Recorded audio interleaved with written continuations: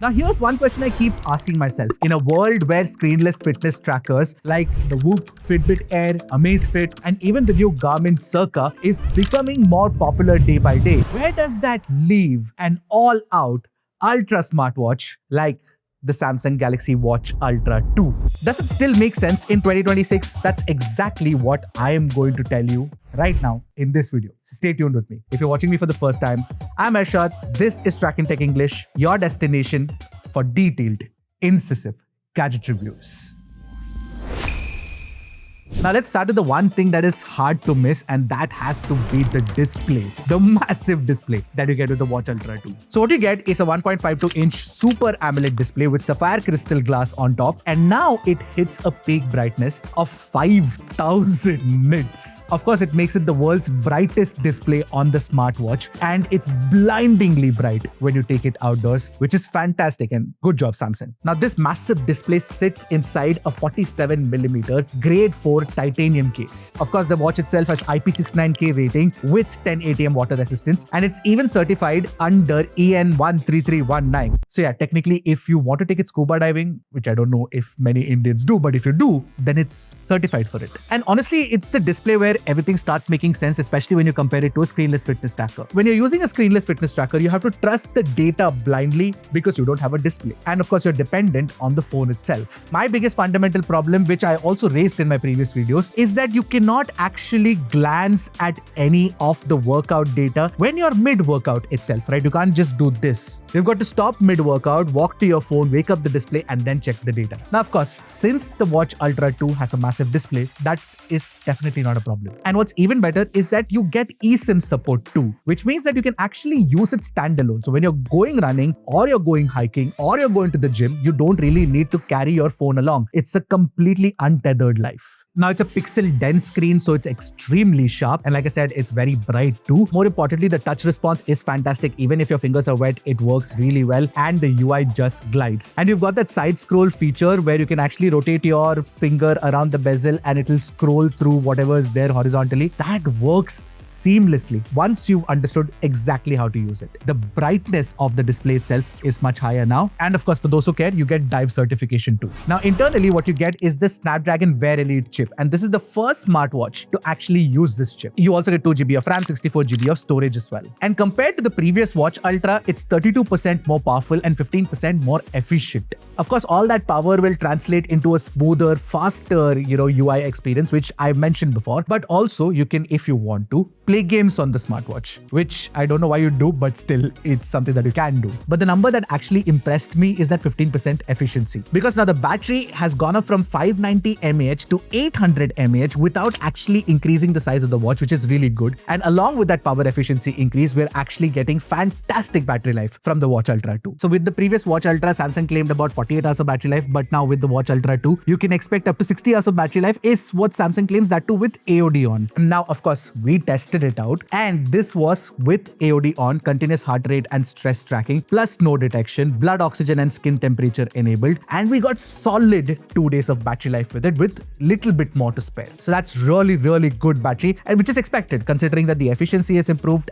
and the battery size is larger now. So if you're going out for a trip for 2 days and taking your Watch Ultra along with you, going hiking and stuff like that, you don't have to worry about charging it at all or carrying the charger along with you. Now, charging from 0 to 100 using a fast GAN charger took about 90 minutes, which is pretty good. Plus, you've got 10-watt wireless charging too. Now, it's an ultra watch, so you get every single sensor that you can think of. You've got the accelerometer, gyroscope, heart rate monitor, barometer, altimeter, compass, SpO2, and temperature monitor as well. Now, these are just the sensors that are there within the watch, but we also put it to test, and the numbers were very impressive actually. Now, take a look at the numbers right next to the Amazfit Helio. So we did a step count test where we walked for like 1000 steps, and the numbers are pretty similar on both. And in a 1-hour session where we had a bit of cardio and strength training, again, the numbers are largely similar to something like the Amazfit Helio, which is good considering that the Amazfit Helio is actually very good at tracking numbers. Now, comfort is something I was really curious about because this is a large watch and it wears large on even my massive 7.5-inch wrist, alright? So I thought it would be heavy and uncomfortable, but thankfully that's not really the case. It's actually comfortable, and the band is also very nice and soft. It's actually one of the nicest bands that I've used on a smartwatch. Obviously because it's also asking for a premium price. But overall,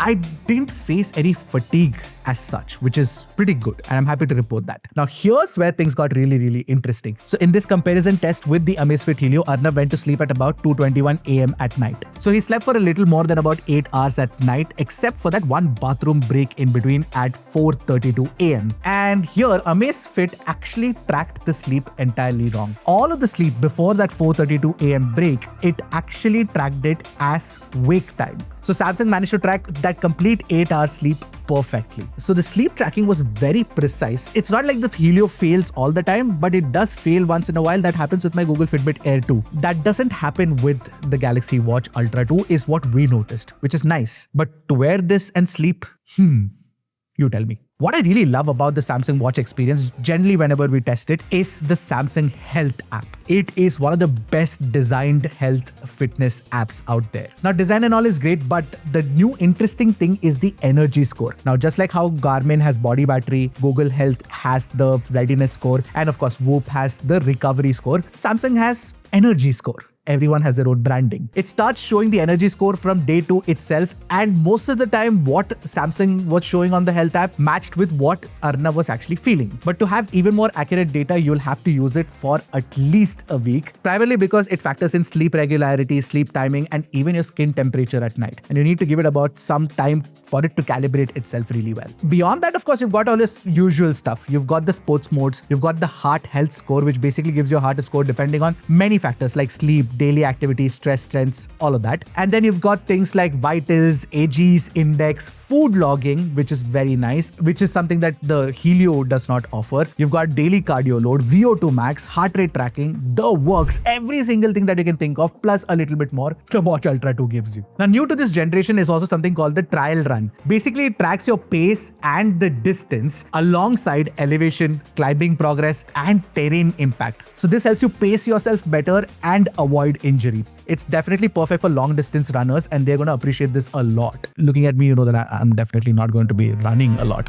Gymming, but not running. So you know that the Galaxy Watch Ultra could actually track your sweat loss. Now the Galaxy Watch Ultra 2 can do it too, but it now gives you nutrition alert. Basically, it tracks your sweat loss against your body weight and tells you when you need to hydrate. Madness, I tell you. Now, since it's dive certified, a dedicated app automatically kicks itself when you go underwater. It tracks your descent, it tracks your ascent, and your safe dive limits as well. Unfortunately, this is not currently available, so we couldn't test it. I was actually going to send Arnav scuba diving. Not joking about this. And another interesting thing is that with Galaxy AI, you get raise to talk, which basically means that Gemini activates itself when you raise your wrist. How cool is that? So coming back to the original question that I had, right? Does the Watch Ultra 2 compete with screenless fitness trackers? Well, not really, because it's not trying to either. It's a completely different segment of fitness wearable. Now, whether you want that or not will depend on what it can do really well. Basically, the Watch Ultra 2 can do really well. It's a fantastic standalone fitness wearable, so you can use it with an eSIM untethered to a phone. And it also offers great durability for pro athletes, plus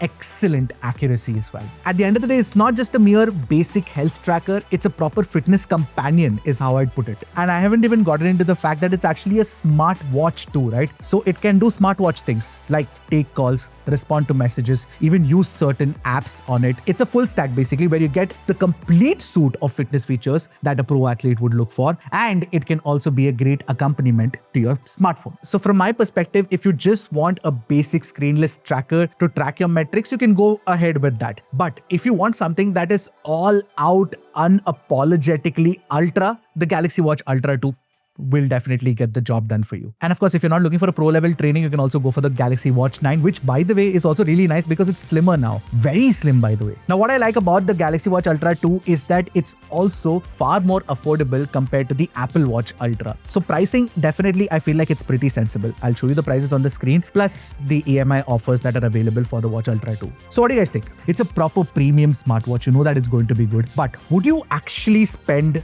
on an Ultra watch today in 2026, or would you rather buy a screenless fitness tracker? I'm really curious to know. Let me know in the comments. I'll see you guys in the next one. Until then, keep tracking and stay safe.